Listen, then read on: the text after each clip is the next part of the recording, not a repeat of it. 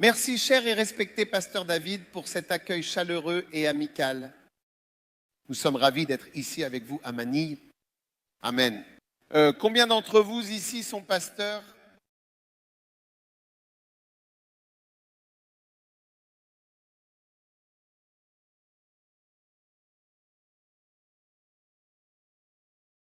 Très bien, je suis très heureux de pouvoir partager avec vous ce matin quelque chose de très important sur le plan pastoral, un sujet qui me tient à cœur. Alors prions, Père, guide-nous. Merci pour ton grand et bienveillant et aimant Saint-Esprit qui est toujours présent et qui rend Jésus si réel et puissant pour nous.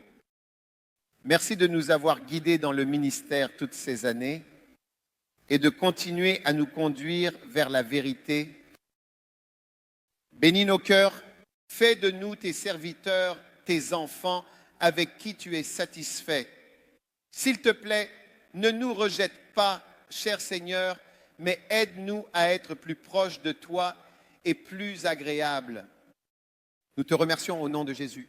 Amen. Bonjour, je voulais vous demander si ce matin je pourrais avoir mon livre, celui qui parle de ceux qui sont considérés comme des fils dangereux. S'il vous plaît.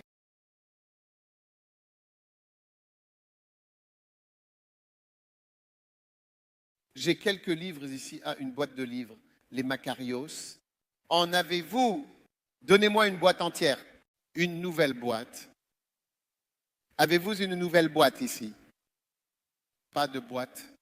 Donne-moi la boîte. J'ai la boîte de livres ici. Oh, il en a un là. C'est ce que tu as pour la Syrie. D'accord. C'est un Macarius. C'est un ensemble de livres.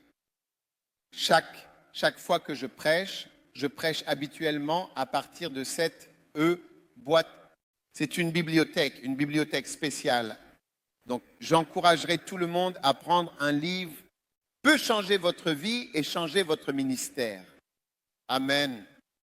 Et c'est une grande bénédiction. Alors, assurez-vous de prendre une boîte, une de celles-ci, et ça va vraiment impacter votre vie. Certainement, absolument. Amen. Merci. Maintenant, si vous regardez Marc chapitre 6, verset 2, est-ce que cette chose va nous donner des écritures ou dans le livre de Marc chapitre 6, verset 2, il est important de remarquer ce qui est écrit. Puis-je récupérer la boîte? La boîte de livres, il est dit, et quand le jour du sabbat est venu, il a commencé à enseigner dans la synagogue. Et beaucoup étaient étonnés, disant, d'où cet homme tient-il ces choses? Et quelle sagesse lui est donnée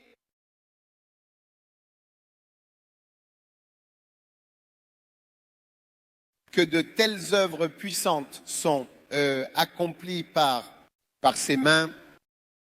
Donc les œuvres puissantes sont le fruit de la sagesse. Amen. Et la sagesse et la connaissance que vous avez, que vous appliquez. Donc si vous voulez faire des œuvres puissantes en Dieu, c'est comment Jésus a fait d'une manière puissante. Il a dit, quelle est cette sagesse? Quelle est cette sagesse qui permet de réaliser de telles œuvres puissantes?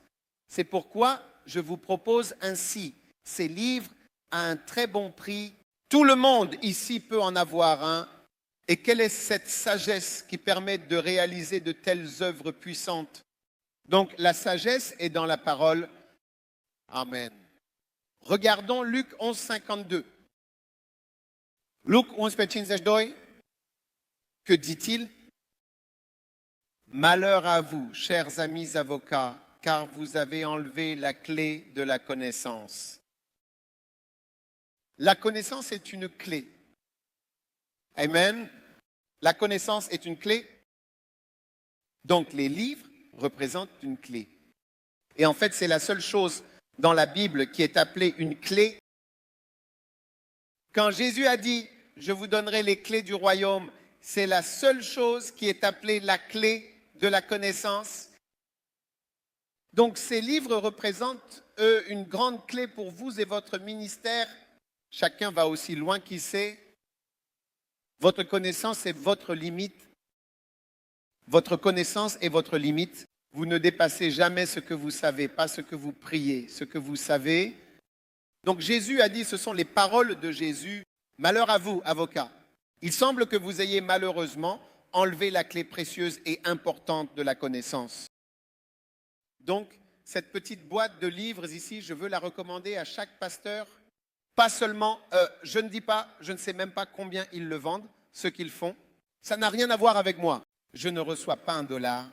Si vous achetez ça, même pour 50 centimes, ça ne me fait rien, mais c'est pour votre bénéfice. C'est une bénédiction pour vous, la clé de la connaissance. Et Jésus a dit, ils ont dit à propos de Jésus, quelle est cette sagesse que de telles œuvres puissantes. Donc les œuvres puissantes sont un fruit de la sagesse que vous avez.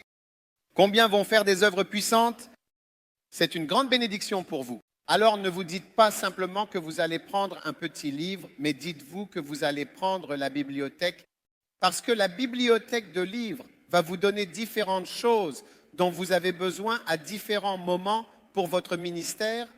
Et je vois cette clé vous être donnée au nom de Jésus. Amen. Donc, dès que nous aurons terminé, assurez-vous de vous précipiter pour obtenir votre boîte de livres. Si vous ne pouvez pas payer, ils vous le donneront à crédit. Non? Que Dieu vous bénisse. Vous pouvez vous asseoir. Aujourd'hui, mes chers frères et sœurs en Christ, je veux parler d'une idée ou concept important qui est très biblique. Vous savez que nous devons toujours nous rapprocher de la Bible aussi près que possible de ce qui est dans la Bible. D'accord? Donc, par exemple, quand nous avions une église, n'est-ce pas, je voulais, en tant que leader de mon église, je n'étais pas sûr du nom à utiliser. Maintenant, dans certaines églises, le leader de l'église est appelé un président. Dans certaines églises, il est appelé un chancelier. Et ce sont tant de mots que les gens ont, modérateur, organisateur, beaucoup de choses différentes. Alors j'ai dit quel mot est dans la Bible et j'ai trouvé que le mot évêque est dans la Bible. Donc je préfère utiliser des mots qui sont dans la Bible et je préfère me rapprocher le plus possible de la parole de Dieu parce qu'il est facile de s'éloigner de la parole de Dieu. Amen. Maintenant, l'un des mots qui est dans la Bible est par exemple Père, Fils. C'est un mot biblique, Père et Fils. Amen.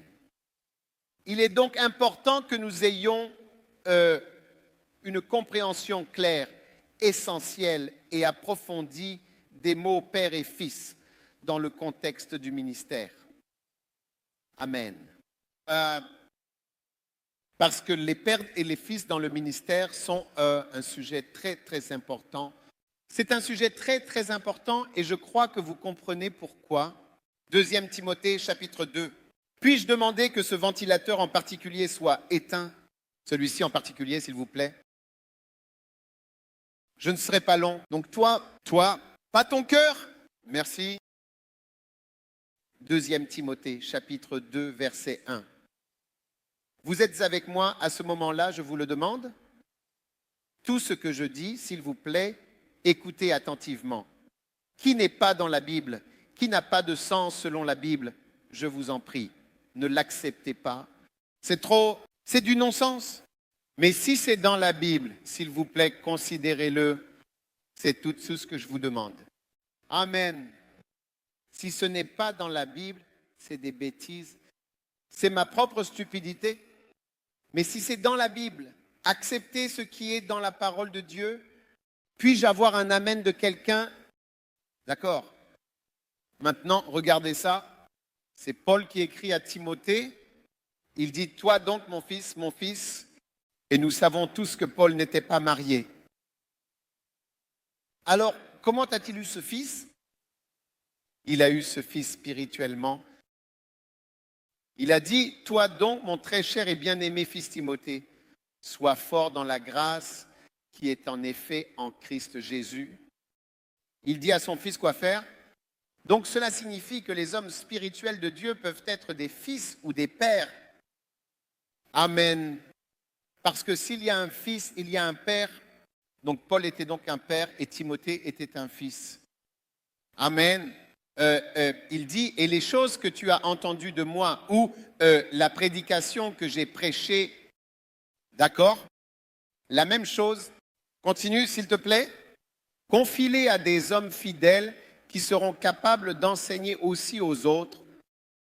En d'autres termes, prêche ce que je prêche. Vous savez, Paul a bien dit à Timothée exactement quoi prêcher. En fait, il lui a dit cela précisément dans 1 Thessaloniciens 5, 22. Il a dit, regarde bien à nouveau 1 Thessaloniciens 5, 22. 5, 27. Désolé. C'est le premier verset que j'ai appris dans la Bible. C'est pourquoi il dit, et c'est pour cette raison, je te charge solennellement devant le Seigneur Tout-Puissant. D'accord. Que cette lettre, ma lettre, mes écrits, mon livre, d'accord, devrait être lue à tous les frères ou par tous les frères. Amen. Cette lettre, qui est un témoignage de mes pensées et de mes réflexions, devrait être partagée et lue attentivement par chacun des frères. Elle porte un message important que je souhaite transmettre. Amen. À cette époque, on ne pouvait vraiment pas avoir de livre. Le livre doit être lu à tout le monde parce qu'il n'y avait pas d'imprimerie. Alors, en fait, il a dit aux gens, écoutez, assurez-vous. Et le mot qui est utilisé, je ne sais pas quelle version de King James tu utilises, mais il dit, je t'adjure par Dieu, si c'est le commandement le plus fort que tu puisses donner, que ma lettre soit lue, ma lettre devrait être lue. Tout le monde devrait lire ma lettre. Il voulait que les gens lisent sa lettre et son livre qu'il avait écrit, ce que nous lisons ainsi maintenant. Donc, il y a un concept où il y a un père et il y a aussi, ainsi qu'un fils dans le ministère également. Donc, tu es soit un père, soit un fils, évidemment. Amen. Maintenant, regardons première épître aux Corinthiens, chapitre 4, verset 15. Première épître aux Corinthiens, chapitre 4. Il est souvent dit que, bien que vous ayez environ 10 000 instructeurs, 10 000 quoi, instructeurs ou enseignants ou visiteurs, hommes de Dieu enseignants et prêchants, d'accord? Vous n'avez pas beaucoup de pères. Dit, le père est vraiment une personne très spéciale dans l'Église, certainement dans le ministère. Et il ne parle pas de son spirituel.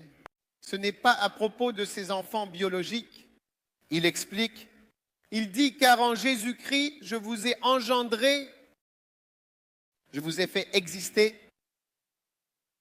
C'est ce que cela signifie à travers l'Évangile. Maintenant, tu n'es pas vraiment un père en réalité parce que, en fait, tu es en ce moment un vieil homme. La plupart des gens deviennent pères quand ils sont jeunes hommes. Vous êtes le plus fertile quand vous avez 25 ans.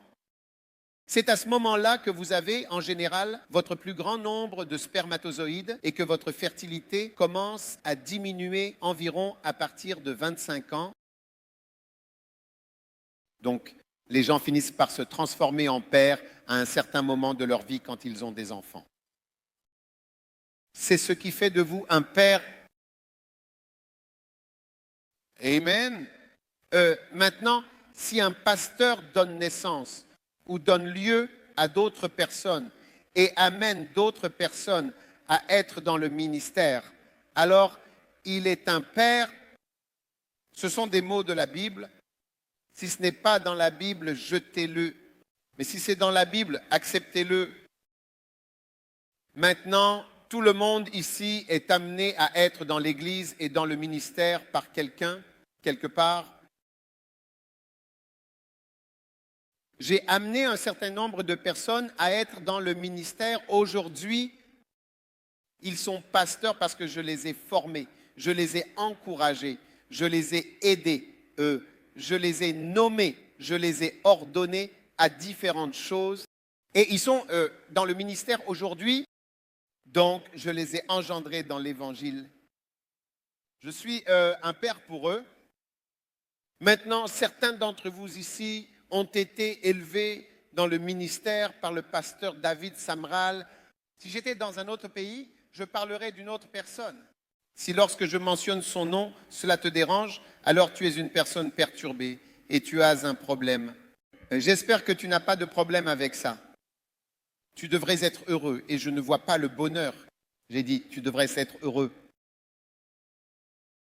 Maintenant, il est dit, bien que vous ayez par exemple environ 10 000 instructeurs, comme, disons en quelque sorte, un flic, vous savez, vous avez tellement de gens qui viennent prêcher dans cette église.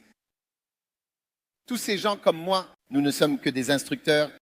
Nous sommes des instructeurs ou des personnes avec des idées, mais vous n'avez pas beaucoup de ceux qui sont des pères. Donc vous devez faire la distinction entre quelqu'un comme moi qui est juste un enseignant qui parle et quelqu'un qui est un père qui vous a engendré ou aidé à exister dans le ministère.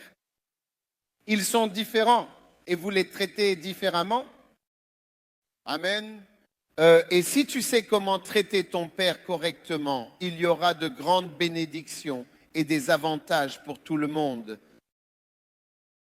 Parce que lorsqu'un père est bien compris et bien apprécié, il y a vraiment de nombreuses bénédictions et de bonnes choses positives qui viennent dans ta vie à travers un père. Mais quand ce n'est pas vraiment compris, tu peux en fait facilement rejeter la très grande bénédiction qui doit effectivement entrer dans ta vie à travers le Père céleste. Puis-je avoir un amen de quelqu'un? Alors, quel pouvoir un père peut-il exercer dans le cadre de sa famille en tenant compte des... Amen. Un père spirituel, numéro 1, et tout cela est dans mon livre. Donc, tu n'as même pas besoin de prendre des notes. Assure-toi juste d'obtenir la boîte Macarius et de vérifier que tout est là. Je vous lis mon livre. Donc, je suis au chapitre 10, si vous voulez savoir quel chapitre c'est. C'est le chapitre 10, page 36. D'accord? Numéro 1, et je vous donne 3 récompenses. Maintenant, pourquoi est-ce que je dis ça? Parce qu'une personne peut être parmi vous et vous ne la reconnaîtrez souvent pas jusqu'à ce qu'elle soit partie. C'est une réalité que beaucoup de gens ne reconnaissent pas, n'est-ce pas? Te souviens-tu de la femme avec le vase d'albâtre? Elle était là, présente, mais souvent ignorée, jusqu'à ce qu'elle disparaisse de nos vies. C'est seulement après coup que l'on se rend compte de l'importance de sa présence et de ce qu'elle représentait pour nous. Jésus, elle est venue lentement et avec respect vers Jésus et elle a délicatement versé l'huile précieuse et le parfum coûteux sur ses pieds. Et les gens autour d'eux étaient remplis d'une grande indignation et on dit avec stupéfaction, « Waouh, quel gaspillage d'argent !» Mais Jésus a dit, « Elle le fait pour mon enterrement. » Plus tard, après que Jésus ait été crucifié et soit mort sur la croix, le jour suivant, qui était le jour du sabbat, ils sont venus avec les mêmes vieilles épices et des choses précieuses pour honorer et rendre hommage à Jésus. Ils voulaient s'assurer que tout était fait correctement et avec respect, mais il était parti. Jésus était parti parce qu'ils étaient trop tard pour reconnaître qui il était. Mais c'était évidemment la femme avec le vase d'albâtre qui avait reconnu à quel point Jésus était précieux quand il était vivant parmi eux. Et les autres ne l'ont pas reconnu jusqu'à ce qu'il soit parti. Et quand ils sont venus avec l'honneur, c'était trop tard. Et ils n'ont même pas pu trouver son corps pour verser ses épices sur lui. C'était trop tard. Il est donc très important de se souvenir et de vraiment reconnaître à temps une grande personne et une personne honorable que Dieu place dans votre vie. Et aussi, notamment, particulièrement, sans aucun doute, de manière significative. Est-ce que je peux avoir un amen de quelqu'un? Amen. Sinon, vous vous souvenez et vous reconnaissez, mais il sera certainement parti. Il sera probablement trop tard pour que tu reconnaisses même ce que c'est. Amen. Maintenant, pourquoi est-il important de reconnaître un père? Parce qu'un père est un être humain, donc vous pouvez facilement mal le traiter.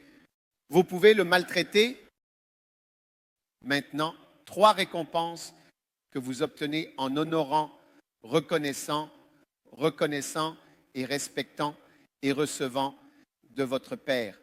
Et en le recevant comme un Père. Et au fait, êtes-vous là? Vous savez, un jour, je lisais un livre de quelqu'un et je me suis dit, oh, c'est un bon livre. Mais ensuite, le Saint-Esprit m'a chuchoté de ne pas recevoir cette personne comme un auteur ou un écrivain chrétien, mais de la recevoir comme un père.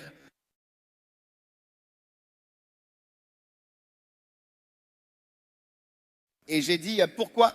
Qu'est-ce que c'est? Mais j'ai réalisé que le Saint-Esprit me guidait à changer ma relation avec cette personne en profondeur et de manière réfléchie. Il m'a montré l'importance de ne pas être désinvolte dans la relation avec la personne, mais de la recevoir avec une attention particulière, comme on le ferait avec un grand-père bienveillant et sage. Et ensuite, je lirai les livres différemment et je recevrai différemment. Et c'est vraiment ce qui s'est passé pour moi. Cela dépend donc de la façon dont vous voyez une personne. Ensuite, vous écoutez la personne en fonction de la façon dont vous la voyez. Si votre père, par exemple, vous dit de faire ceci, c'est différent de si c'est un collègue, un ami proche ou même un autre pasteur qui vous parle. C'est important de considérer ces nuances. Quand votre père parle, c'est une parole différente. C'est une parole différente. Amen. Es-tu là? Magnifique. Maintenant, 3 récompenses. La première récompense pour honorer votre Père est, premièrement, que tout aille bien pour vous dans le ministère. Puis-je avoir une bouteille de votre eau, s'il vous plaît? L'un de ceux-là, rafraîchir. Gloire à Dieu.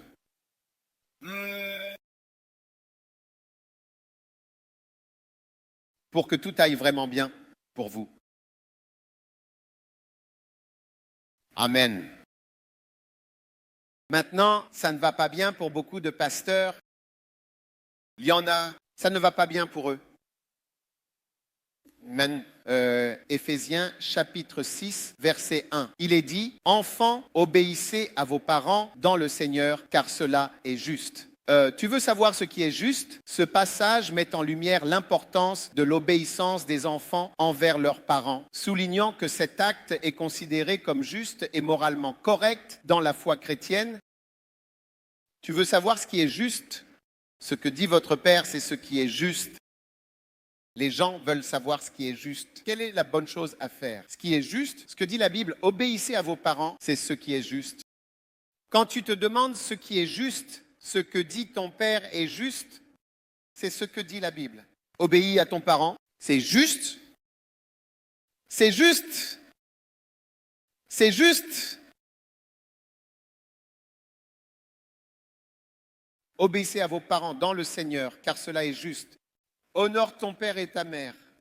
Honorer, eux, ne critique pas, n'analyse pas, eux, ne discute pas, ne parle pas, d'eux, ne dénigre pas, n'insulte pas, ne critique pas.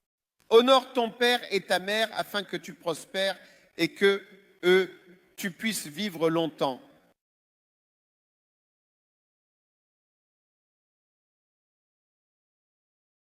Maintenant, ça ne va pas bien pour beaucoup de pasteurs.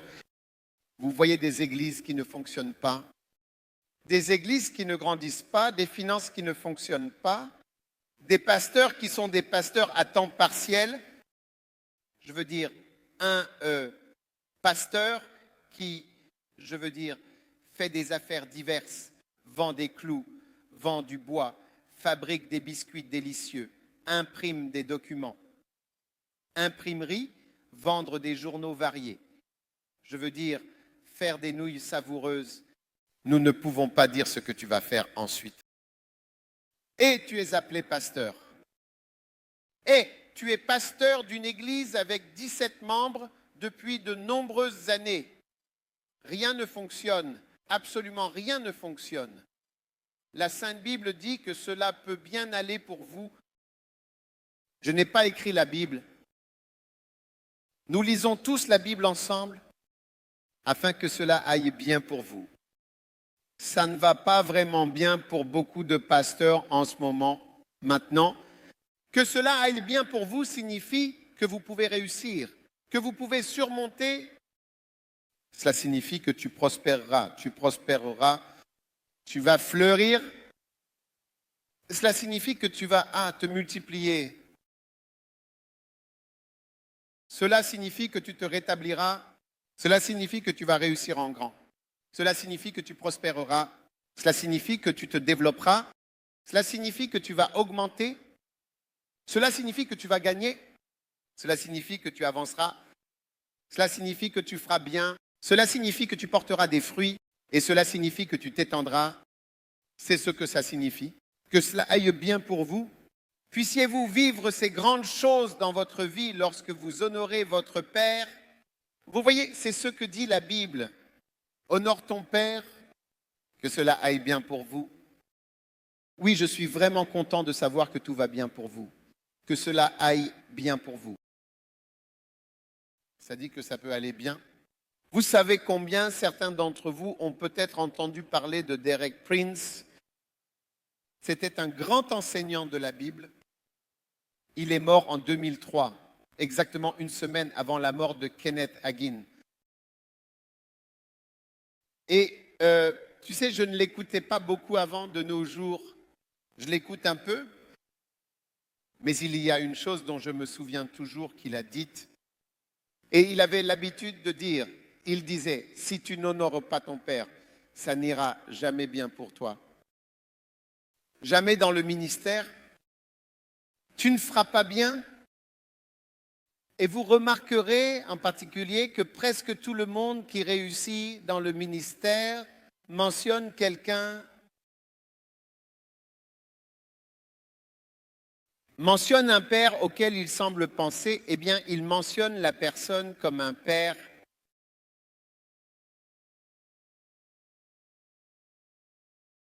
Les gens qui ne réussissent pas ne mentionnent le nom de personne. C'est pourquoi personne ne mentionnera jamais leur nom. Tout comme tu ne mentionnes jamais le nom de ton pasteur et ne l'honores pas, ou le nom de ton père, personne ne fera jamais référence à toi en disant que tu as été important ou quoi que ce soit pour la personne. Vous savez, l'un des sens du mot que cela aille bien est le mot prospérer. Prospérer, P-R-O-S-P-E-R-E-R, prospérer. Prospérer. Hey, tu es avec moi maintenant? En médecine, dans le domaine de la médecine, quand nous avons un enfant à examiner en pédiatrie, quand nous avons un enfant qui ne grandit pas, nous appelons cela un échec à prospérer. L'enfant ne parvient pas à prospérer, il échoue à grandir, à se développer. Et quand vous regardez de nombreuses églises, si vous deviez les diagnostiquer en tant que pédiatre ou en tant que médecin, un médecin spirituel, vous diriez, cette église connaît un échec à prospérer. Elle ne peut pas grandir. Ça ne fonctionne pas bien. Et l'une des principales raisons pour lesquelles les choses ne fonctionnent pas, c'est que les gens n'ont pas une bonne relation avec le Père que Dieu a donné, ou ils ne le reconnaissent même pas pour avoir une bonne relation.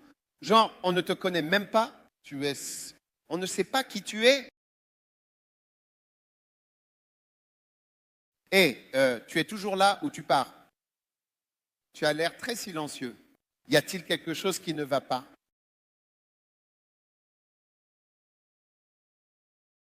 Échec à prospérer. Je veux dire, si vous regardez les églises partout, c'est l'une des choses que vous voyez, échec à prospérer. Ils ne peuvent pas bien faire. Mais la Bible dit que si tu honores ton Père, oui, tu vas bien faire. Prospérer et réussir dans le ministère.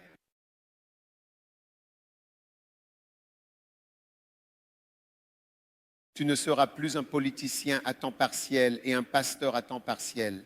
Il y a une différence entre la politique et être pasteur. Allez, soyons sérieux. Si tu veux faire de la politique, va faire ta politique. Mais si tu veux être pasteur, faisons-le. Sérieusement. Prenons le flambeau. Il y a environ 7 milliards de personnes dans ce vaste monde qui attendent impatiemment de connaître Jésus. Ah, ce n'est vraiment pas le moment de dépenser inutilement ton énergie précieuse à faire des choses que Dieu ne t'a pas spécifiquement appelé à faire. Puis-je avoir un amen? Échec à prospérer. Amen. Maintenant, numéro 2, la deuxième récompense pour reconnaître, honorer, reconnaître encore une fois, collaborer de manière efficace et harmonieuse avec les pères et les figures paternelles importantes, c'est que tu puisses non seulement vivre longtemps, mais aussi que ton ministère puisse prospérer et perdurer à travers les générations. Amen. Amen. Maintenant, dans le cadre de ton ministère et l'écriture que j'ai personnellement lue dans Éphésiens, chapitre 6, oui, afin que tout aille bien pour toi et que tu puisses certainement vivre longtemps sur la terre. Longtemps.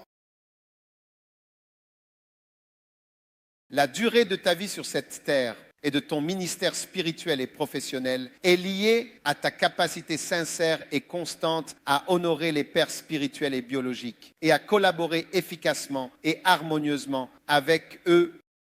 Amen. Dans Jean 15, 8, Jésus a dit, c'est ainsi que mon Père est glorifié, que vous portiez beaucoup de fruits. Puis au verset 16, il est dit le beaucoup de fruits. Il est dit, vous ne m'avez pas choisi, mais c'est moi qui vous ai choisi.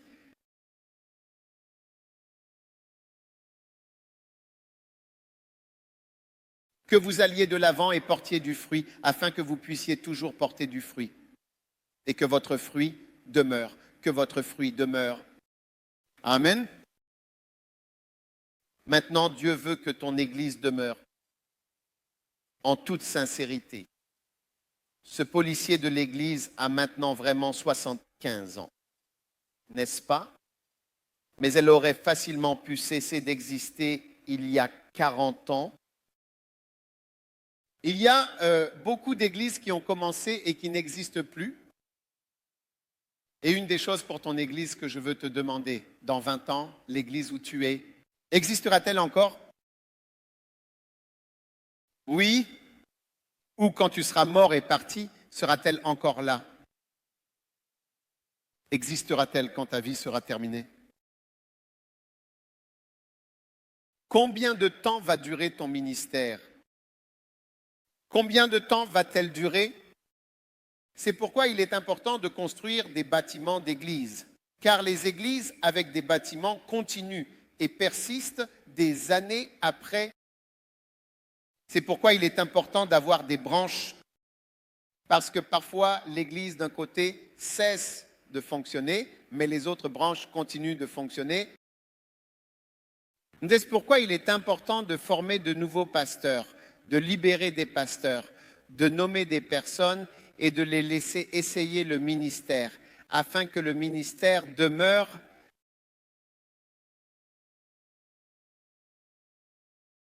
C'est la bénédiction pour ceux qui honorent les pères, afin que vous réussissiez et viviez longtemps dans le ministère et survivre pour que dans 20 ans, tu montes et non descendes, que dans 10 ans, les choses seront meilleures et plus élevées qu'elles ne le sont aujourd'hui. Au nom de Jésus, que l'onction sur ta vie augmente et que tu aies plus d'autorité dans le ministère et que tu aies plus de force et de sagesse pour accomplir les tâches qui te sont confiées. Tu vois, à mesure que tu continues dans ton cheminement, que tu persistes avec détermination et que tu survis aux défis, tu gagnes progressivement plus d'autorité et de respect parce que tu as été là, présent, et que tu as survécu à de nombreuses épreuves difficiles et variées. Un début théorique est évidemment en théorie, souvent et certainement différent de quelqu'un qui survit et de quelqu'un qui traverse des épreuves, mais qui est encore et toujours là.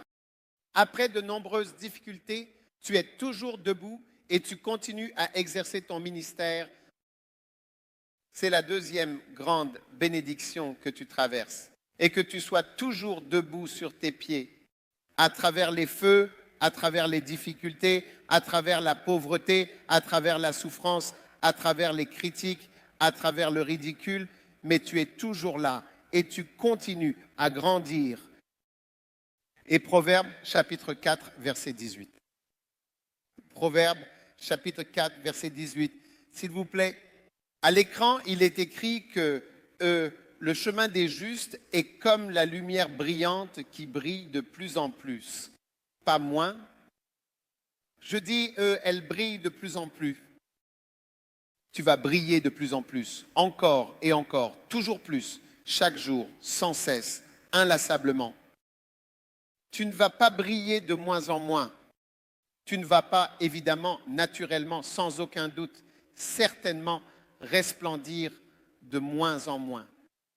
Oui, dans 10 ans, ta lumière sera plus brillante, ta lumière ira plus loin. Ton ministère ira vers des destinations et des lieux lointains, car c'est ta destinée divine, afin que tout aille bien pour toi et que tu vives longtemps sur la terre. Alléluia. Es-tu toujours là? Numéro 3 dans notre liste, que je crois sincèrement être la troisième et dernière bénédiction identifiée pour honorer et célébrer les pères de manière significative et de recevoir un héritage. Héritage. Amen. Maintenant, nous allons examiner le livre des Éphésiens, chapitre 1, verset 18, qui est important.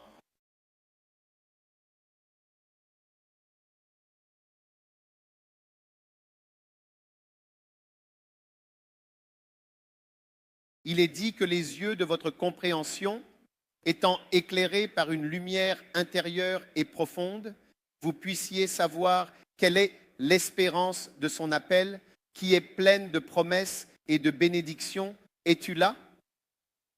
Et quelles sont les richesses inestimables et abondantes de la gloire de son héritage éternel et précieux? C'est le mot que je cherche. L'héritage parmi les saints est un concept important et complexe. Maintenant, tout ce que j'utilise ce verset pour vous montrer, c'est qu'il y a quelque chose de significatif et profond comme un héritage dans l'esprit. Amen. Il y a quelque chose de vraiment précieux et inestimable comme un héritage dans l'esprit. Maintenant, quand mon père est mort, à ce moment-là, j'ai reçu un héritage substantiel et important. Mon père terrestre, quand il est mort, amen. Oui, il m'a vraiment sans aucun doute laissé un héritage. Donc, ce genre d'héritage est quelque chose d'important que même mon grand-père a soigneusement et respectueusement laissé en héritage à mon père et qui a été transmis de génération en génération. C'est le genre d'héritage que les gens comprennent. Oh, j'ai hérité d'une maison. Oh, j'ai hérité d'une voiture. Oh, j'ai hérité d'un terrain. Mais je veux que vous sachiez qu'il y a certainement quelque chose comme un héritage spirituel, bien sûr, qui ne se transmet que de pères en fils. En effet, amen, amen. Et c'est ce dont vous avez besoin. Et c'est l'une des plus grandes bénédictions que vous puissiez jamais recevoir d'un père en honorant votre père. Parce que si vous déshonorez votre père, il retirera votre nom de son testament. Je connais une famille où, quand le testament a été lu, un enfant en particulier a été exclu du testament. Tout le monde a reçu quelque chose et celle-ci a été laissée de côté. Salut. Le père a supprimé son nom et a dit « Je donne à celui-ci, je donne à celui-ci, je donne à celui-ci, mais à celle-ci, je ne donne rien. » Pourquoi? Parce qu'il y avait peut-être un problème quelque part entre le père et sa fille ou son fils, peu importe. Maintenant, il n'y aura aucun problème entre vous et votre père au nom de Jésus. Vous allez recevoir votre héritage au nom de Jésus. Alléluia. Maintenant, si vous ne voyez pas la personne comme votre père, mais que vous le voyez comme votre patron, pourquoi devriez-vous absolument avoir un héritage de votre patron. Les patrons ne donnent pas d'héritage. Ce sont certainement les pères qui donnent des héritages, pas les patrons, pas les gros bonnets, les pères. Donc, si vous êtes membre de COP et que vous voyez le pasteur David Samral comme votre patron, comme votre employeur, je veux que vous sachiez que vous ne recevrez jamais d'héritage spirituel de lui, parce qu'il est juste votre patron ou votre employeur. Les employeurs ne donnent pas d'héritage. Vrai ou pas vrai? Oui. En général, les pères ont tendance à transmettre non seulement des biens matériels, mais aussi des valeurs et des traditions importantes à leurs enfants. De même, si vous êtes un enfant spirituel du pasteur David Samral, vous bénéficierez d'un héritage spirituel précieux et significatif de sa part. Oui. Regardons, deuxième livre des Rois, chapitre 2. Je voulais savoir si tu es encore ici avec nous ou si tu as pris la décision de partir maintenant. Est-ce que tu restes un peu plus longtemps ou as-tu des obligations qui t'appellent ailleurs à ce moment précis? Oui. Deuxième livre des Rois, chapitre 2, verset 1. Regarde ça. Tu regardes. Lisons à propos de la Bible, c'est comme de la magie. Quand tu lis la Bible, tu deviens excité. Regarde ça. Ouais. Il est dit qu'il arriva lorsque le Seigneur voulut emporter Élie au ciel par un tourbillon, qu'Élie partit avec Élisée de Gilgal. Maintenant, combien le savent? Chaque homme de Dieu a le jour où Dieu veut l'emporter. Il y a un jour où Dieu prendra le pasteur David, prendra le pasteur Claude. Tout le monde a un jour où Dieu dit, tu sais quoi? C'est fini. Vous avez terminé. Tu dois rentrer à la maison. J'ai besoin de toi à la maison maintenant. Vous savez, ceux d'entre vous qui regardent le football, êtes-vous une nation de football? Manchester United. Et tu ne le fais pas, hein? Vous savez, par exemple, avez-vous vu quand ils jouent au football, l'entraîneur décide, tu sors du terrain, n'est-ce pas? Viens, sors, allez, appelle le numéro 11 à sortir. Et il dit, je ne veux pas que tu joues, je veux faire entrer quelqu'un d'autre. Et personne ne sait quand l'entraîneur va décider. Il choisit simplement son regard. Je veux que tu sortes. Alors Élie, son entraîneur, qui est le Père, le Seigneur, a décidé de retirer Élie du jeu. Waouh! Alors, que s'est-il vraiment passé? Alors Élie a dit à Élisée, Élie a senti qu'il allait partir bientôt, donc il ne voulait pas laisser Élisée sans emploi. Vous êtes avec moi? Sinon, Élisée aurait eu un grand choc. Comme soudainement son patron n'est plus là et il n'a rien à faire parce qu'il a suivi cet homme pendant des années, alors il essayait de se débarrasser de lui dans chaque ville. Il essayait de le laisser et de lui dire, trouve un travail dans cette ville. Trouve un travail ici. Alors il a dit, attends, je te prie, le Seigneur m'a envoyé à Bethel. Peux-tu rester ici à Gilgal? Élisée a dit, je ne peux pas juste rester ici. Celui-là était malin. Aussi vrai que l'Éternel est vivant, et aussi vrai que ton âme est vivante, je ne te quitterai pas. Alors ils sont descendus à Bethel, et les fils des prophètes qui étaient à Bethel sont venus vers Élisée et ont dit, sais-tu que ce travail va bientôt se terminer et que le Seigneur va enlever ton maître de ta tête? Tu n'auras bientôt plus rien à faire. Regarde et vois. Et il a dit, oui, je sais, tais-toi. Garder le silence est une autre façon de dire, tais-toi. Et Élie lui a dit, Élisée, reste ici. S'il te plaît, reste ici. Le Seigneur m'envoie à Jéricho. Je veux que tu restes ici à Bethel. Et Élisée a dit à Élie, aussi vrai que l'Éternel est vivant, et aussi vrai que ton âme est vivante, je ne te quitterai pas. Allez, viens. Puis-je voir le verset suivant? Et les fils des prophètes sont venus à Jéricho et ont dit, Élisée, sais-tu que le Seigneur va enlever Élie aujourd'hui? Après aujourd'hui, il n'y aura plus de travail dans cette église. Et il a dit, je le sais, tais-toi. Verset 6. Et le Seigneur Élie a dit à Élisée encore une fois, s'il te plaît, Élisée, s'il te plaît, reste ici et trouve un travail. Continuez, car le Seigneur m'a envoyé au Jourdain. Il ne disait pas que le Seigneur me prendrait au ciel. Je vais juste au Jourdain. Et il a dit, aussi vrai que l'Éternel est vivant, et aussi vrai que ton âme est vivante, je ne te quitterai pas. Et ils ont continué leur chemin tous les deux. Verset 7. Maintenant, 50 fils de prophètes non loin, dans une école biblique, sont venus se tenir et regarder de loin éteints. Tu vois, ce sont des gens qui ne s'approchent pas. Tu aurais dû te rapprocher pour recevoir l'onction. Alléluia. Ils se tenaient à distance pour observer attentivement, et les deux se tenaient près du Jourdain. Et Élie prit son manteau, l'enroula et frappa les eaux. Et elles se divisèrent ici et là. Alors les deux traversèrent sur un sol sec. Quand tu vas en Israël, tu vois que le fleuve Jourdain est très boueux. D'accord? Alors, il arriva que lorsqu'ils eurent traversé, Élie dit à Élisée, parce qu'il n'avait pas réussi à se débarrasser de lui, alors il lui dit, demande ce que je dois faire pour toi. C'est la question que ton père devrait te poser. Que puis-je faire pour toi avant d'être enlevé loin de toi, cher ami? Waouh!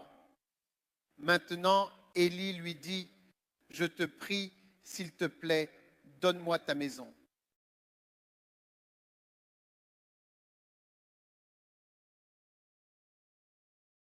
Est-ce que c'est ce qu'il a dit?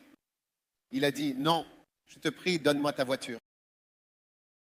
Non, je te prie, donne-moi ta femme. J'aime bien ta femme, je l'ai regardée.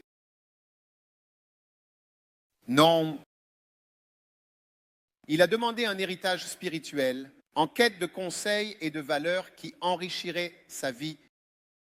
Il ne voulait pas d'un héritage matériel. Il a dit, donne-moi un héritage spirituel. Je ne veux pas de toutes ces choses matérielles. Qu'est-ce que je vais faire de ta vieille maison?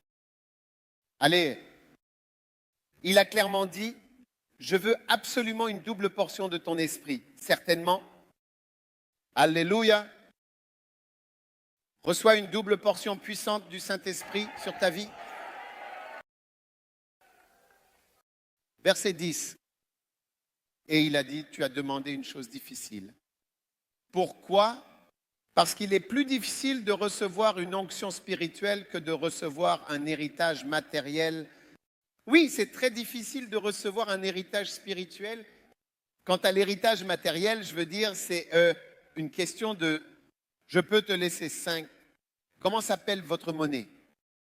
Pesos, 5 pesos. 5000 pesos, tout le monde. Est-ce que c'est beaucoup d'argent? 5 pintites. Je peux donner 5000 à tout le monde? 5, c'est facile. Mais te donner du pouvoir spirituel et de l'onction, ça, ce n'est pas si facile. Tu vois, j'ai observé des gens, ils appelleront leurs fils ou leurs enfants et imposeront les mains en disant « Recevez l'onction ». Ça, c'est sur moi. Mais ça ne passe pas. L'onction ne va pas à leurs enfants. Oui, parce que c'est le cas. Ce n'est pas automatique parce que tu peux être un enfant biologique, mais pas un enfant spirituel pour la personne. Mon fils Joshua, il était un enfant biologique, mais il n'était pas un enfant spirituel. À un moment donné, je crois que maintenant il l'est, mais pendant de nombreuses années, il était juste mon fils biologique. Il n'avait aucun intérêt pour ce que je faisais jusqu'à ce que le Saint-Esprit le touche. Oui. Et quand le Saint-Esprit l'a touché, alors il s'est rapproché dans l'esprit. Mais avant, il était juste biologique. Mais maintenant, il est biologique et spirituel. Il prêche comme moi. Il prêche. Il a le même intérêt. Oui. Maintenant, tu peux certainement dire à quelqu'un « reçois », mais la personne ne recevra pas, absolument pas, sans aucun doute. C'est pourquoi de nombreux pasteurs ont des enfants qui n'atteignent pas ce qu'ils réalisent En fait, ils ne veulent même pas être pasteurs. Il y a beaucoup de pasteurs et d'enfants qui, en réalité, veulent vraiment être aussi loin du ministère que vraiment Jupiter lui-même l'est de la Terre. Ils veulent être loin, je ne veux pas être proche. Alors il a dit, néanmoins, si tu me vois quand je serai enlevé de toi, si tu remplis la condition d'être avec moi d'une certaine manière et d'être si proche que tu me vois encore le jour où je serai enlevé, alors tu l'auras. Mais sinon, ça n'arrivera pas. Je ne peux pas garantir. Verset 11. Et il arriva, regarde ça, alors qu'il continuait encore, tu regardes le verset, alors qu'il continuait encore, et ils ont fait quoi? Et ils ont fait quoi? Ils ont parlé. Tu vois, Élisée écoutait Élie parler. Il parlait. C'est pourquoi nous parlons d'écouter la prédication pour attraper l'esprit. L'onction d'être véritablement proche de quelqu'un ne consiste pas à s'asseoir dans la même voiture. Tu te rapproches de quelqu'un quand tu parles. Quand la personne te parle à travers la prédication, les discussions, et aussi par sa parole elle-même, tu te rapproches vraiment de cette personne dans l'esprit. Alors qu'Élisée marchait et parlait tranquillement, voici qu'apparut un char flamboyant. Maintenant, ce n'est pas un char physique et des chevaux de feu, ce ne sont pas des chevaux naturels. Ceux-ci ne sont pas fabriqués en Corée. Ce ne sont pas des chevaux fabriqués au Japon. Ce sont des chevaux spirituels. Waouh! Des chars spirituels de feu. Maintenant, la plupart des gens pensent qu'Élie est allé au ciel dans un char. Non, Élie n'est pas parti. Il n'est pas parti dans le char. Tu vois, Élisée était si proche d'Élie que Dieu a dû envoyer quelque chose pour les séparer. Élisée ne voulait absolument pas laisser Élie hors de sa vue. Il a dit, je reste avec toi jusqu'à la fin. Alors Dieu a dû envoyer un char pour les séparer. Regarde ça, et les a séparés. Le feu, les chevaux et le char les ont certainement séparés. Sinon, ils ne se seraient jamais séparés. Et Élie, est monté au ciel dans un tourbillon. Donc, la seule chose qui devrait te séparer du pasteur David, Samuel, c'est un feu, un char de feu ou des chevaux de feu. Waouh! Et Élie est monté au ciel dans un tourbillon. Verset suivant. Maintenant, je veux que tu vois que c'est un verset très important. Tu regardes, la Bible est merveilleuse. Il n'y a pas de livre comme la Bible. Et Élisée l'a vu et il a crié, « Oh mon très cher et bien-aimé patron, mon patron !»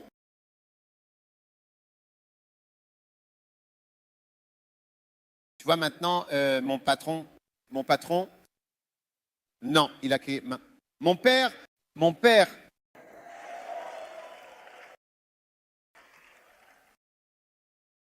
Mon père, pas mon patron, mon patron. Parce que tu vois, si la personne est ton patron, c'est différent de si c'est ton père,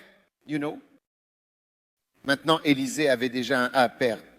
Le père d'Élisée s'appelait M. Chapat. S-A-H-A-A-P-H-A-T-A. Chapat. Et il s'appelait Élisée, le fils de Shaphat. Mais il a travaillé avec Élie pendant de nombreuses années, si longtemps et de si près qu'Élie est devenu comme un père pour lui, une relation si étroite qu'il est devenu comme un père pour lui. C'est exactement de cela que je parle. Que tu peux être si proche de quelqu'un que même si tu as un père biologique, cette personne devient pour toi un père. Et c'est exactement ce qui est arrivé à Élie. Et c'est pourquoi il a reçu la puissance et l'onction d'Élie fois 2. Et je te vois vraiment recevoir cette onction et cette puissance fois 2.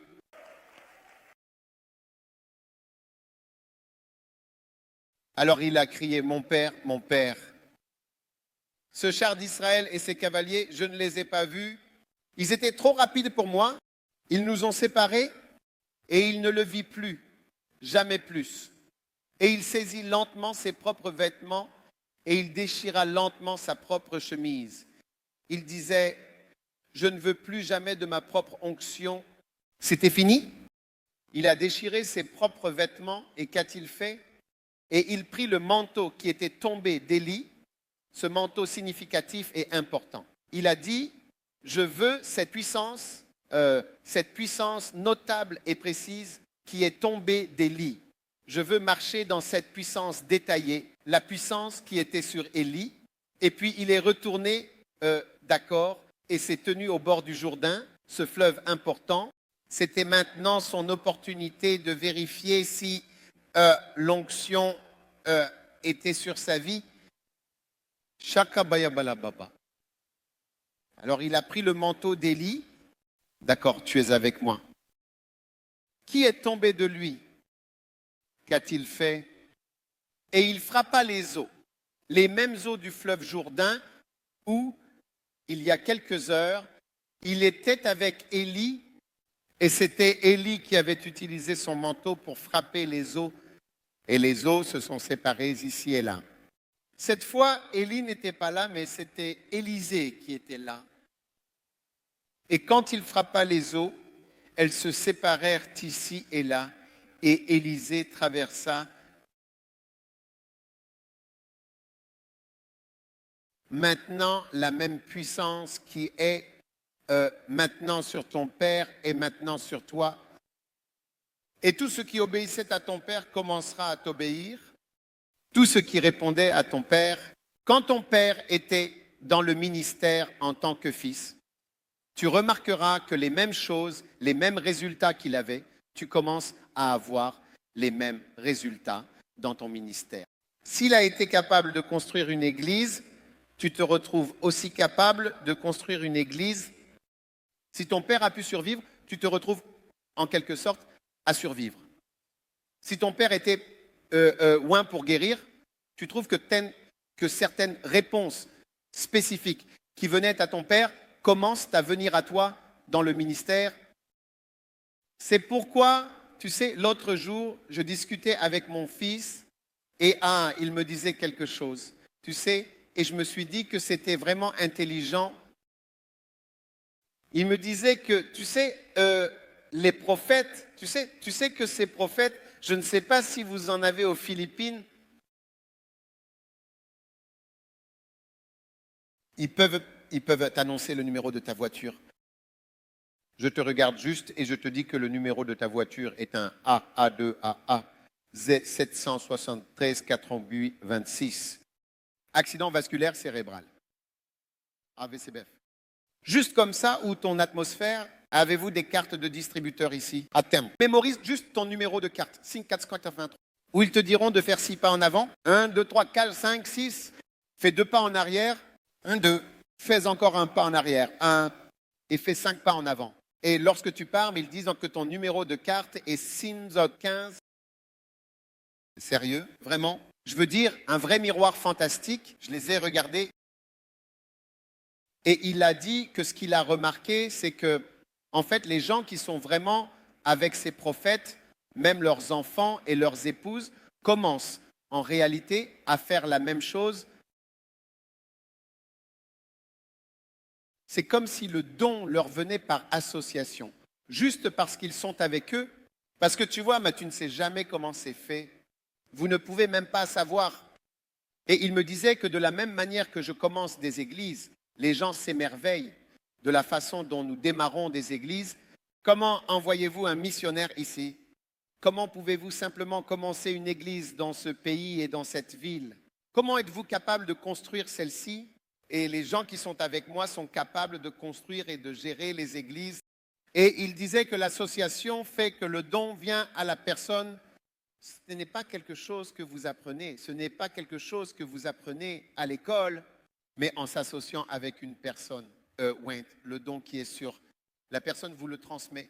Et vous ne savez même pas comment cela vous est transmis, parce que ce n'est pas quelque chose que vous apprenez à l'école. C'est pourquoi Élisée a commencé à faire exactement la même chose qu'Élie faisait et est même allé au camp de Jean-Baptiste. La Bible dit que l'esprit, il est venu dans l'esprit et la puissance d'Élie. Il y a un esprit et une puissance que les hommes de Dieu possèdent. Chaque homme de Dieu a un esprit et une puissance qui lui permettent de faire ce pourquoi il est appelé. L'esprit et la puissance pour construire une église. L'église que nous voyons là, avec des campus et le pouvoir de rester en tant que missionnaire et de survivre dans un pays étranger, c'est une puissance et un esprit. Hein? Lester Sumner est venu ici et il l'a fait. Il s'est tenu ici et il a construit une église contre toute attente. C'est une puissance dans l'esprit. C'est une puissance dans l'esprit. C'est une puissance dans l'esprit. Ce n'est pas simplement quelque chose que vous apprenez. C'est quelque chose de profondément enraciné que vous recevez de votre Père dans votre cœur et votre âme et transmis de génération en génération. Vous savez, il y a de nombreuses années, Dieu m'a béni. Je suis allé voir Kenneth Hagin. Je ne suis pas allé à son école biblique, mais quelqu'un m'a donné un livre et j'ai commencé à lire son livre. J'ai été béni. Puis je suis allé chercher ses prêches. À cette époque, nous avions des cassettes. Alors j'ai commencé à écouter des cassettes. Je pouvais juste écouter Kenneth Hagin prêcher tout le temps sans m'en rendre compte. J'ai commencé à l'apprécier. Puis, sans le connaître, j'ai commencé à le voir comme le plus grand prophète et enseignant. Et j'écoutais toujours. Et j'ai commencé à copier sa prédication quand il prêche. Je prêchais la même chose et j'ai remarqué qu'il y avait toujours une sorte d'étincelle dans ma prédication. Quand je prêche sa prédication, je l'ai remarqué au lycée. J'ai pris conscience de cela pour la première fois en 1980, puis à nouveau en 1981, lorsque j'ai remarqué. Alors un jour, je suis allé dans un endroit au Ghana appelé Suhum, maintenant cette ville. J'y suis resté un mois entier, ce qui m'a permis de bien m'installer et de me préparer pour le travail que j'étais censé faire. J'étais censé faire du travail médical, une mission importante pour laquelle j'avais beaucoup anticipé et préparé. J'étais étudiant en médecine. Alors, quand j'étais là-bas une nuit, j'étais à genoux dans ma chambre et je priais.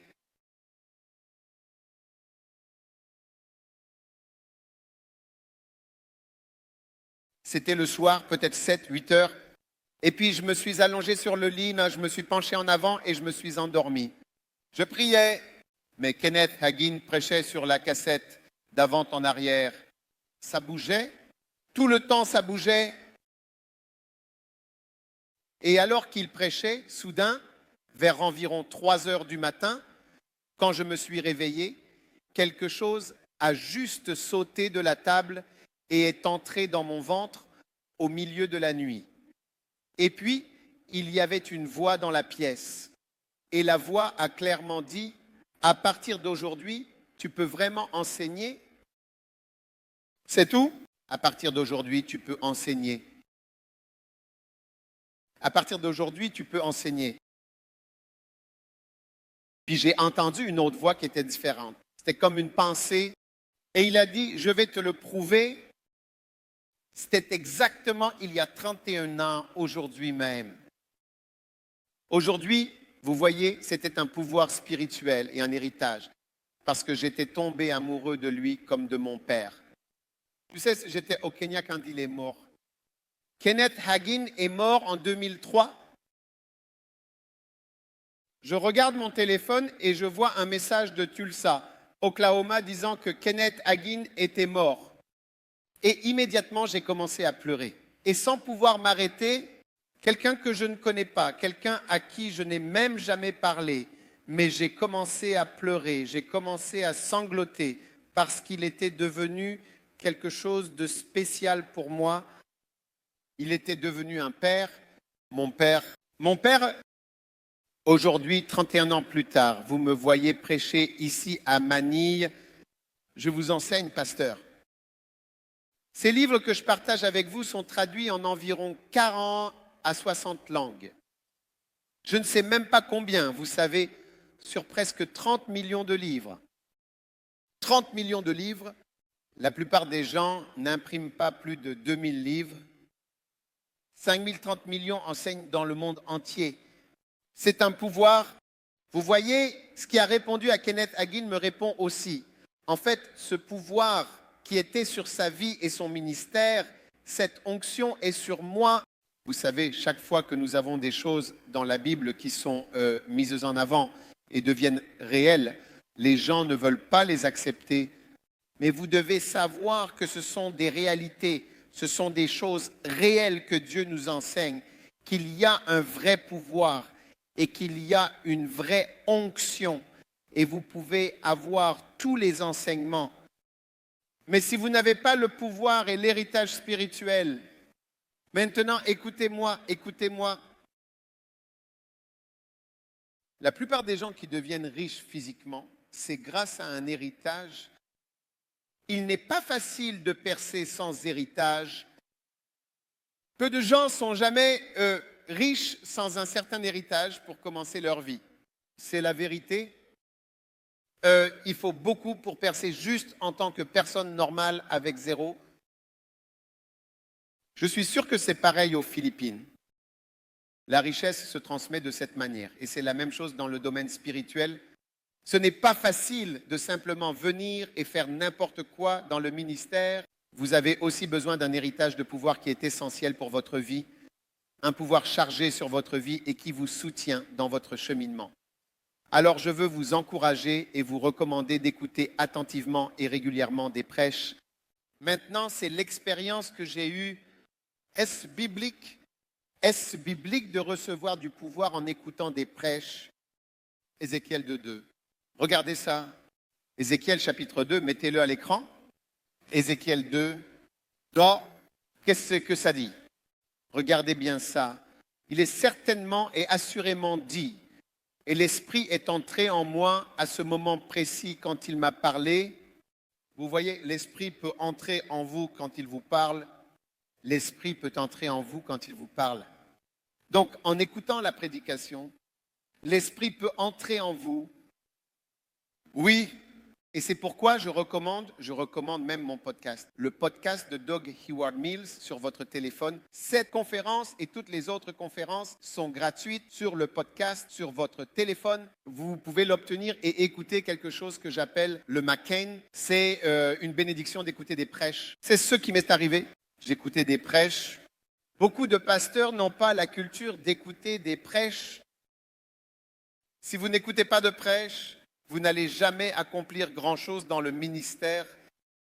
L'expérience que j'ai eue est-elle biblique? Elle l'est. Regardez Acte 10, 44. Regardez Acte chapitre 10, verset 44. Pierre prêchait. Il a dit comment Dieu a oint Jésus de Nazareth avec le Saint-Esprit et avec puissance. D'accord? Et ainsi de suite. Et que s'est-il passé au verset 44? Pendant que Pierre prononçait encore ces mots, pendant que Pierre prêchait, Pierre était en fait en train de prêcher au milieu de son sermon. Le Saint-Esprit ou la puissance, l'onction est tombée sur les gens qui écoutaient, pas sur ceux qui dormaient, les gens qui écoutaient la parole. Et pendant la prédication, la puissance est tombée sur eux. Waouh! N'est-ce pas une grande bénédiction? Combien d'entre vous vont recevoir la puissance du Seigneur? Alors ouvrez-vous à la prédication. Ouvrez-vous à l'enseignement. Et ce sont les 3 grandes bénédictions qui vont venir sur votre vie grâce à un Père. Numéro 1 est... Quoi? Quel est le numéro 1? Je ne vous entends pas.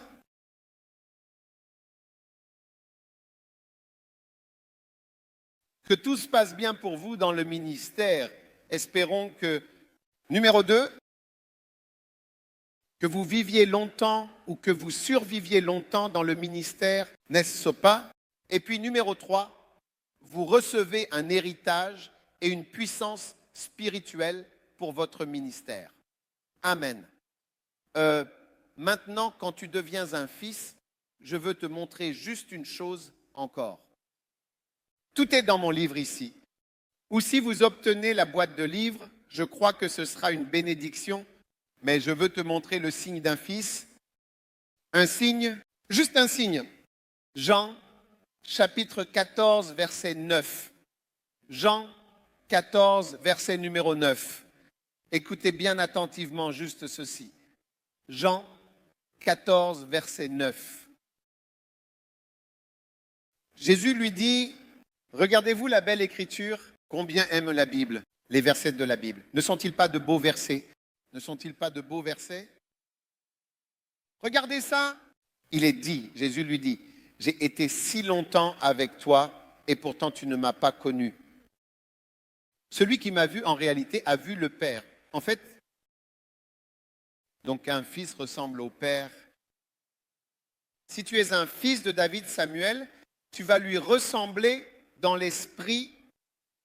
Tu devrais aussi être pasteur d'une méga-église. Oui. Si tu vois, je suis un fils de Kenneth Hagin. C'est pourquoi vous me voyez enseigner et je suis un prophète. Je prêche et j'enseigne aussi la parole de Dieu. Quand Kenneth Hagin est mort, il avait 63 millions de livres imprimés. Et me voilà en train de prêcher avec plus de 30 millions de livres imprimés. Et encore plus, ça doit être plus parce qu'on ne connaît même pas les gens qui impriment les livres. Les gens impriment juste par eux-mêmes et des livres électroniques. Regardez ça. Si tu es devenu un fils, tu ressembleras à ton père. Donc, tu n'as pas besoin de me dire, oh, mon père est ceci. Je n'ai qu'à te regarder et je verrai ton père.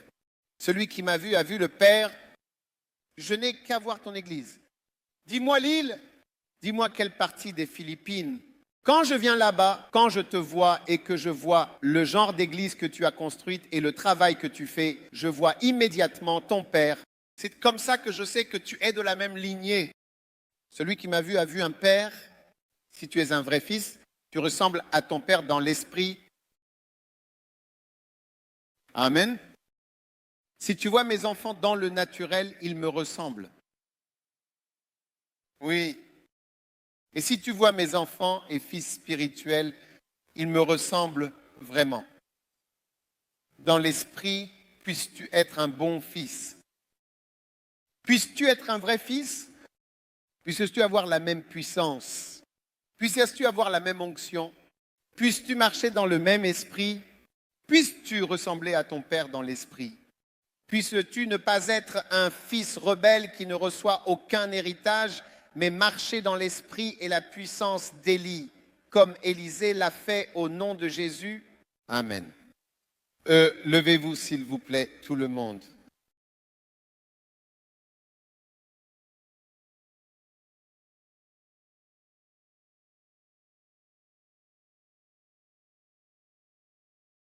Alléluia. Maintenant, écoutez, je ressens très fortement le besoin de vous recommander cette boîte de livres ici, le M, les livres de Macarius. Procurez-vous cette bibliothèque? Levez-le pour qu'il puisse voir. Prenez cette boîte. C'est disponible en tagalog. C'est disponible en anglais. Amen. Et puis aussi, chut. Allô? Pas de mouvement pour l'instant. Je suis juste en train de conclure. Et ensuite, je veux vous recommander le Macan. Le Macané. C'est comme ça que ça s'appelle. Oui, le macadamia sur le podcast, c'est entièrement gratuit. Ce n'est pas le cas. C'est gratuit. Tu prends juste ton téléphone. Où est mon téléphone? Oui, tu prends juste ton téléphone et tu vas sur le podcast pour écouter. Tu vas sur le podcast? Non, tu vas sur le podcast et ensuite tu télécharges mon nom, Doug Hewitt Mills, et tu obtiens les prêches des pasteurs gratuitement, la conférence, et tout est gratuit. Ça arrive sur ton téléphone gratuitement. Alors, va sur le podcast, tu tapes juste mon nom de Kiwoodmus et tu le télécharges. Et tu peux télécharger toutes les prédications, toutes les conférences de pasteurs. Tout est gratuit. Gratuite. Et c'est une bénédiction pour vous. Donc, il n'y a rien à acheter. Il n'y a plus besoin d'acheter des cassettes, d'acheter des vidéos. Tout est disponible. Alors, assurez-vous d'utiliser la technologie. Au lieu de regarder de la pornographie, écoute des prêches sur ton téléphone. C'est pour ça que tu devrais utiliser ton téléphone. C'est une grande bénédiction. D'accord? Et tous les livres sont également disponibles en e-book que vous pouvez acheter. Et c'est là que vous pouvez acheter les livres. Tu peux acheter cette boîte et ce sera une bénédiction. Lève la main et laisse-moi prier avec toi. Père, quelle bénédiction. Merci pour ta gentillesse. Merci pour l'onction Merci de faire de nous de véritables et excellents fils dans l'esprit. Aide-nous à ne jamais être trop fiers pour dire et reconnaître que quelqu'un est notre Père. Donne-nous la grâce immense d'aimer profondément t'aimer toi-même, ainsi que devenir ce que tu veux vraiment que nous soyons dans ce grand appel divin exceptionnellement important, ainsi qu'enrichissant ministère. Maintenant, prends une grande inspiration et reçois la puissance et l'onction du Saint-Esprit. Reçois maintenant la puissance du Saint-Esprit. Merci Seigneur pour cette puissance, l'Esprit de Dieu qui agit et qui se déplace parmi nous. Reçois la gloire de Dieu et la puissance du Saint-Esprit. Père, nous t'aimons et nous te remercions au nom de Jésus. Amen. Que Dieu vous bénisse. Merci beaucoup.